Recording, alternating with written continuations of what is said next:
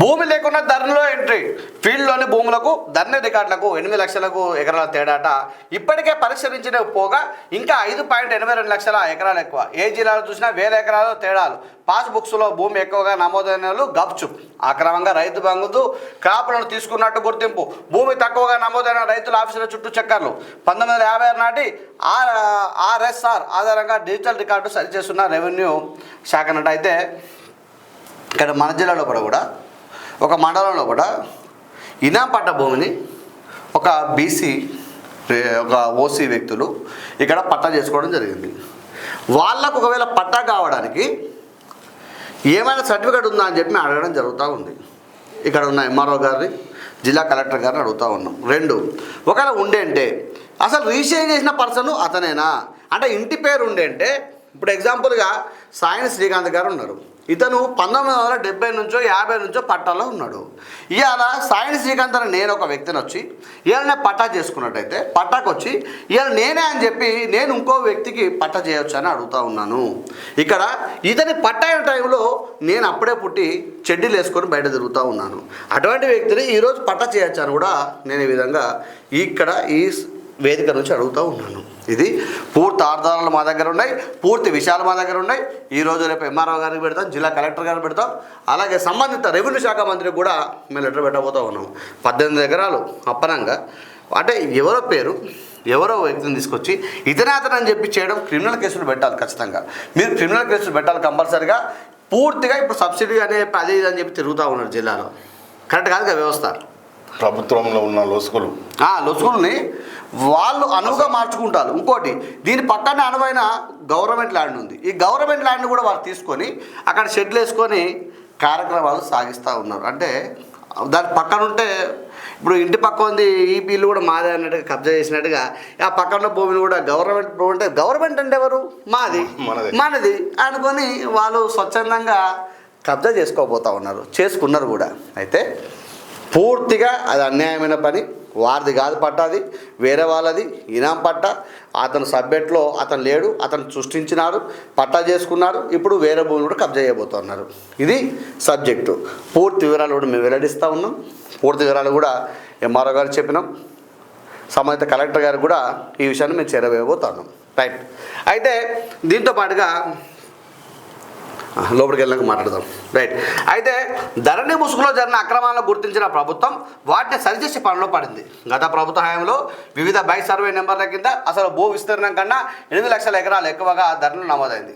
దీంతో క్షేత్రస్థాయిలో రైతుల మధ్య గొడవలు మొదలయ్యాయి. ధరణి వచ్చి 3 ఏళ్ళు గడుస్తున్నా ఈ పంచాయతీలు తెగడం లేదు. డిజిటల్ రికార్డుల ఆధారంగా పాస్బుక్లో భూ విస్తీర్ణం ఎక్కువ పడిన సమాచారం ఇవ్వాలని ఆఫీసర్లు కోరినా ఎవరు చెప్పడం. అంటే భూమి లేదు కానీ ఎక్కువ పడ్డది. ఎకరం భూమి కాడ ఒక 0 పడితే 10 ఎకరాలు దాని రైతు బంధు వస్తుంది అన్న వస్తాను. భూమి లేదు కానీ ఆ డబ్బులు వస్తాయి. అది కావాలని చేసిందా తప్పిదమా? అది లొసుకులు. ఒక ఎకరము ధరణి వల్ల మీరు నమ్మరు. ఎగ్జాంపుల్గా మా తాత ఉన్నాడు. మా తాత ఎప్పుడో భూమి అమ్మిండు.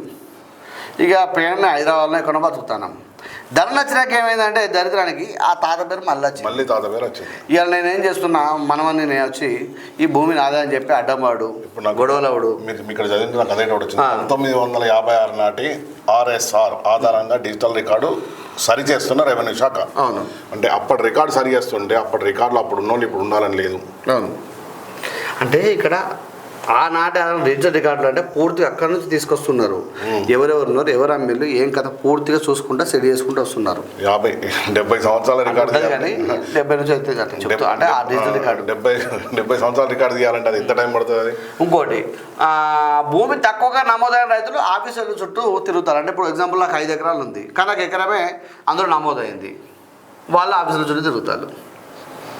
వాస్తవానికి ఇలాంటివి చాలా ఉన్నాయి. రైట్. అయితే గోదావరి నీళ్ళ దోపిడీకి ఏపీ మరో స్కెచ్. బనకచెర్లతో పాటు సోమశిల ప్రాజెక్టుకు ప్లాన్ అట. 200 టీఎంసీలకు తోడు మరో 200 టీఎంసీలు తోడేసేందుకు కుట్రలాట.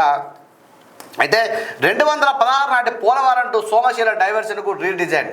అందులో భాగంగానే 2 ఫేజుల్లో గోదావరి బనకచెర్ల గోదావరి సోమశిల ప్రాజెక్టుల నిర్మాణం రెండింటికి కామన్ రిజర్వాయర్గా బొల్లపల్లి తొలి దశలో బనకచర్ల లింకు ద్వారా 150 టీఎంసీల కెపాసిటీతో రిజర్వాయర్, రెండో దశలో సోమశిల లింకు ద్వారా 300 టీఎంసీలకు పెంచే యోచనట.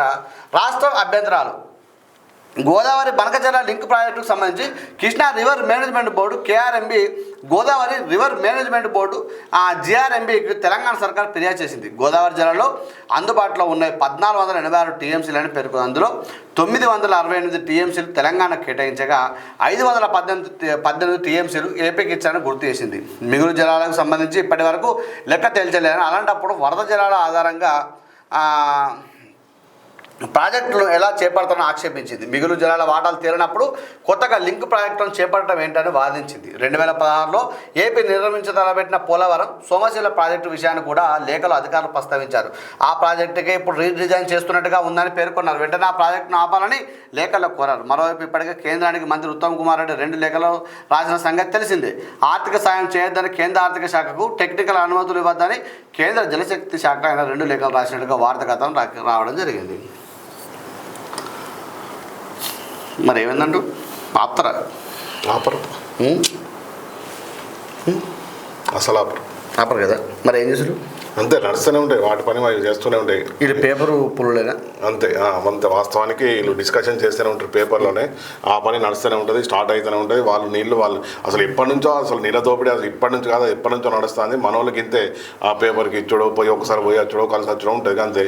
మళ్ళీ 6 నెలలకో 3 నెలలకో మళ్ళీ మీటింగ్. 2016 నుంచి అడుగుతుంది. మరి 2016 అంటే 25 4 5 9 సంవత్సరాలు. జిహెచ్ఎంసీ కౌన్సిల్ మీటింగ్ పై రచ్చరచ్చాట. Greater Hyderabad municipal corporation council meeting రచ్చరచ్చ అయింది. బీఆర్ఎస్ కార్పొరేటర్ ప్లకార్డులతో పోడియం వద్దకు దూసుకురావడం, వారిని కాంగ్రెస్ కార్పొరేటర్లు అడ్డుకోవడం ఉధృతితో దారి చేసిందట. సిరీస్ చికెన్ ఈరోజు మ్యాచ్ ఉంది 4/2020. 5వ కేబినెట్ 7వ అసెంబ్లీ కులగణన, బీసీ కమిషన్ రిపోర్ట్లపై రెండింటిలో చర్చ. బీసీ రిజర్వేషన్ల పెంపుపై నిర్ణయం తీసుకునే అవకాశం. పంచాయతీ ఎన్నికల దిశగా సర్కార్ అడుగురు. ఎలక్షన్ కోడ్ ఉండడంతో కేబినెట్ ఈ భేటీకి ఈసీ అనుమతి కోరే ఛాన్స్ అట. బండరాళ్ళు మీద పడి తల్లి కూతుళ్ళు బుద్ధి, ఉపాధి హామీ పనులు చేస్తుండగా ప్రమాదం అట. మరో 5 గాయాలు. సిద్దిపేట జిల్లాలో ఘటనట. ఉపాధి హామీలలో అంత పెద్ద పనులు చేయరు కదా, 3 అడుగు జానడే అవుతుంటారు. అంత పెద్ద పనులు ఎట్లా పడతాయి మరి? అంటే అక్కడ పని చేస్తూ ఉంటే గెట్టును తవ్వుతూ ఉన్నారు అనుకుంటా. అంటే మామూలుగా వాళ్ళకు 1 మీటర్, 3 అడుగు పొడవు, వెడల్పు 6 ఫీట్లు 7 ఫీట్లు అట్టు ఇస్తారు. 7వ కేబినెట్ మీటింగ్ ఉందట తెలంగాణ రాష్ట్రం లోపల. 7వ అసెంబ్లీ పెడతారు. దీనికైనా ప్రతిపక్ష నాయకుడు అయినటువంటి కేసీఆర్ గారు రావాలని చెప్పి మా ఛానల్ ద్వారా విజ్ఞప్తి చేస్తూ ఉన్నాం. దయచేసి టీఆర్ఎస్ నాయకులారా, మా బీఆర్ఎస్ నాయకులారా, మీరు మీ యొక్క ఓడిపోయిన ఎమ్మెల్యేకో గెలిచిన ఎమ్మెల్యే చెప్పండి. దయచేసి చెప్పి మీ ప్రతిపక్ష నాయకుడు ఉంటే అందంగా ఉంటుంది. ఎందుకంటే 10 సంవత్సరాలు పాలించిన వ్యక్తి, ఒక 20 సంవత్సరాలు ఉద్యమం చేసిన వ్యక్తి, 15 సంవత్సరాలు ఉద్యమం చేసిన వ్యక్తి ఉంటే అద్భుతంగా ఉంటుంది కదా. మా సారు మళ్ళీ రావాలంటే గెలవాలి. నేడు ఉస్మానియా ఆసుపత్రి పనులు చూరట. ఉస్మానియా ఆసుపత్రి బిల్డింగ్ డిజైన్ ఎట్లుంటుందట. గోషమాల్ స్టేడియంలో భూమి పూజ చేయాలంటే సీఎం రేవంత్. 26 ఎకరాల్లో 2000 బెడ్ సామర్థ్యం కొత్త హాస్పిటల్ అట. అత్యాధునిక టెక్నాలజీతో మల్టీ ఆర్గాన్ ట్రాన్స్ప్లాంటేషన్ విభాగం అట. 90 డయాలసిస్, 500 బెడ్లతో ఐసీయూలు, ఆపరేషన్ థియేటర్లు, అధునాతన సౌకర్యాలు, అంతర్జాతీయ స్థాయిలో నిర్మాణానికి ప్రణాళిక. నిజంగా వాస్తవానికి ఇప్పుడు ఉస్మానియా ఆసుపత్రి పనులు సులువు చేస్తారు. ఇంతకుముందు ఉస్మానియా ఆసుపత్రిలో పెచ్చులోడిపోయి వరద ఉండే అని చెప్పి అప్పుడు పాట కూడా వచ్చింది కేసీఆర్ మీద, అవునా కదా. ఆ బెడ్లను వారద పోతూ ఉంటాయి. ఇది ఉంటే చేయాలి కదా. ఒక 500-1000 కోట్ల రూపాయలు అయితే కావచ్చు. దానికి ఒక 1,00,000 కోట్లు పెట్టి కాళేశ్వరం ప్రాజెక్టు కట్టే కంటే జిల్లాకు ఒక మల్టీ స్పెషల్ హాస్పిటల్ కడతానన్నాడు. జిల్లా కూడా కడతానండి కేసీఆర్ సారు. ఈ విషయంలో మీరు మాట్లాడరా? ఈ విషయంలో కూడా మీరు మాట్లాడరు. జిల్లాకు ఒక మల్టీ స్పెషాలిటీ హాస్పిటల్ కడతానడా? వాస్తవం లేదా? కడతా అన్నాడు. మన ట్రీట్మెంట్ అది మన కోసమే కదా. మరి మనలాంటి వాళ్ళ కోసమే అన్నప్పుడు ఈ టీఆర్ఎస్ నాయకులు ఇంతగానో మొత్తుకుంటారు. మరి ఏమైందా అని మల్టీ స్పెషాలిటీ హాస్పిటల్ జిల్లా కూడా కడతాను ఏదైనా అడగాలిగా వీలైనా. వాళ్ళు అడగారు. వాస్తవానికి ఇప్పుడు వాళ్ళు కడతారు. ఇప్పుడు చూడు వాస్తవం సరే, ఇది ఎంతవరకు ముందు పోతుంది తర్వాత విషయం కానీ ఇప్పుడు అయింది కదా. మరి పీజీ మెడికల్ సీట్లలో స్థానిక కోటా రద్దుపై పోరాటం మాట. అయితే దక్షిణాదిలో కలిసి వచ్చే రాష్ట్రాలతో కార్యాచరణ సిద్ధం చేయాలని ప్రభుత్వం నిర్ణయం అట. కేంద్రంతో పాటు ఆయా రాష్ట్రాలు లెటర్ రాసే యోచనలు సీఎం అట. అలాగే నేటి నుంచి పార్లమెంట్ సమావేశంలో ఒక వార్త కథనం రావడం జరిగింది. పాలమూరు పంపులకు పాలమూరు పంపులకు పవర్ కట్, నార్లాపూర్ పంప్ హౌస్కు కరెంట్ సరఫరా నిలిపేసిన ట్రాన్స్కో 700 కోట్ల బిల్లులు ఆర్థిక శాఖ వద్ద పెండింగ్ అంట. ఇందులో 500 కోట్లు గత సర్కారు బకాయిలే, కాంగ్రెస్ అధికారంలో వచ్చాక మరో 200 కోట్లట. ఇక మీరు చెప్పులు మిత్రులారా, పాలమూరు పంపుల కట పవర్ కట్ చేసిన ఇప్పుడు వీళ్ళు ఏమంటారంటే టీఆర్ఎస్ ప్రభుత్వం ఉన్నప్పుడు అద్భుతంగా మీకు నీళ్ళు ఇచ్చినాం, పంప్ హౌజులు నడిచినాయి అని చెప్తారు. కానీ ఇవాళ అప్పు చేసింది ఎవడు చూస్తాడు? అప్పు చేసింది ఎవడు చూడడు. అప్పు చేసి 500 కోట్లు అప్పు చేసిపోయాడు, ఆర్థిక శాఖ దగ్గర పెండింగ్ ఉందట. కాంగ్రెస్ పార్టీ వచ్చినాక 200 కోట్లు, 700 కోట్లు పెండింగ్ ఉన్నాక తర్వాత వాళ్ళు ట్రాన్స్పోర్ట్లు ఎందుకు ఆపుతారు, ఎందుకు కరెంట్ ఇస్తారు? ఇవాళ దుకాణం కిరాణా షాప్ పోతే 2000 బిల్లు అయితే అప్పు తెచ్చుకుంటే మళ్ళీ పోతే సామాను పోతేనే ఆ కిరాణా షాప్ వ్యక్తి అంటాడు ఈ బిల్లు కాడి తీసుకోమని సార్ అని చెప్తాడు. లేకపోతే మళ్ళీ ఇచ్చినా మళ్ళీ పోతే ఇక మీకు ఇయ్యం సార్ ఇప్పటికి 5,000 4,000 అంటాడు.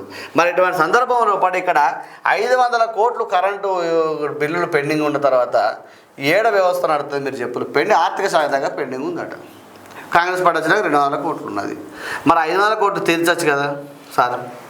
ఇప్పుడు ఏమవుతుందంటే మా హయాంలో పాలమూరు శశశ్యామలం, ఎటు చూసినా పచ్చపైర్లే, ఇప్పుడు ఎటు చూసినా ఎడారిలే, మళ్ళీ తెలంగాణ వ్యవస్థ యథావిధిగా అని చెప్పేసి మనం మళ్ళీ సారే రావాలంటున్నది తెలంగాణ పల్లెలని అదేనా గమ్మతుంటుంది వీళ్ళది. ఎవరేమంటలేదు సార్ రమ్మని ఏమంటారు, ఫామ్ హౌస్ రెస్ట్ తీసుకోమని అంటారు, టెన్షన్ పడగలరు మీరు అదే కదా. సార్ని ఇప్పుడు ఎవరు కోరుకుంటలేదు కదా పాపం, సార్ని కోరుకోవాలని మన టైం వస్తుంది. ప్రొఫెసర్ల రిటైర్మెంట్ ఏజ్ 65 ఏళ్ళట. 5 ఏళ్ళు పెంచుతూ ఉత్తర్వులు జారీ చేసిన ప్రభుత్వం రాష్ట్రంలో యూనివర్సిటీలో పనిచేస్తున్న ప్రొఫెసర్ల పదవి విరమణ వయసును 60 ఏళ్ళ నుంచి 65 పెంచుతూ ప్రభుత్వం నిర్ణయం తీసుకుందట. ఎందుకంటే 5 ప్రొఫెసర్ల పదవి విరమణ సభలట వాయిదా పడ్డాయట. వాస్తవానికి ఇది మంచి నిర్ణయమే, 65 పెంచడం. దీనివల్ల ఏంటంటే అక్కడున్న ప్రభుత్వం యొక్క విద్యార్థులకు అందించాల్సిన ఏదైతే బోధనలు ఉంటాయో వారి యొక్క సేవలు తీసుకుందామనే ఆలోచనలో ప్రభుత్వం ఈ నిర్ణయం తీసుకుంది. అటువంటి ప్రొఫెసర్ల నిర్ణయాలు తీసుకున్నప్పుడు గొప్పగా ఉంటుంది. అంటే వాళ్ళు సీనియర్ ఎక్స్పీరియన్స్, ఏదైనా ఎక్స్పీరియన్స్ యూనివర్సిటీలో మళ్ళీ అదే అట్లా రైట్. ఇది ఇందులో వచ్చిన వార్తల విశేషాలు.